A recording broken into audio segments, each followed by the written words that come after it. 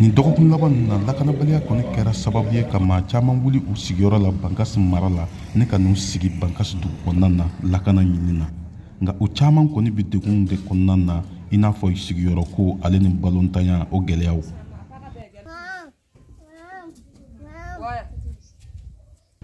Naomi Porgo ale n'a ka denbaya olu kɔni sigilen bɛ an bi don min na i n'a fɔ sisan Bankasi dugu kɔnɔna na an ka ale lamɛn.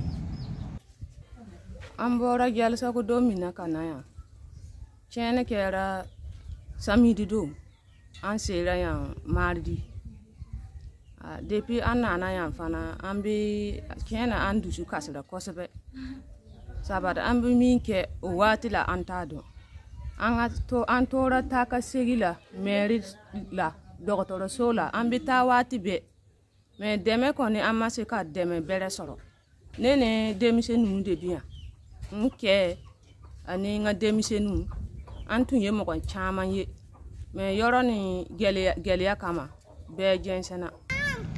A denmuso Cecile Porgo ale kɔni ka kalan kɔni tiɲɛna lakanabaliya kama a jɔrɔlen don sɔɔni kalan bɛna wuli a bɛna se ka kalan kɛ cogo min na.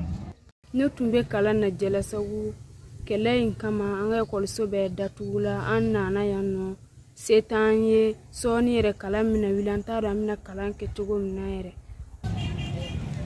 I n'a fɔ ninnu Aminata Diko fana ye muso ye mun y'a ka sigiyɔrɔ bila lakanabaliya kama gɛlɛya bɛɛ lajɛlen b'ale kan. N bɔra ne wuru de kɛlɛ le nana ne ye gɛlɛya de bi n kan n b'a ɲini o kan dɛmɛ dumuni tɛ n fɛ mɔgɔ tɛ n fɛ. Yusuf Telefuje ale kɔni bɔra Sege mara la ne k'a ka sɛnɛw bɛɛ lajɛlen bila nka a bɛ Bankasi an bɛ don min na i n'a fɔ sisan.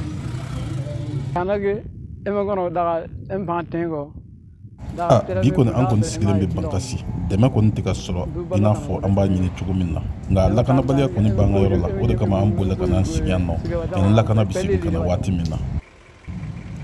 Baɲumankɛtɔnw olu kɔni caman sen sumayalen don an bɛ don min na i n'a fɔ sisan mara in kɔnɔna na o de kɛn bɛ sababu ye u caman ka fɔla ka degun lase u ma. Tijani Wederawogo, VOA Bambara ka bɔ Bankasi.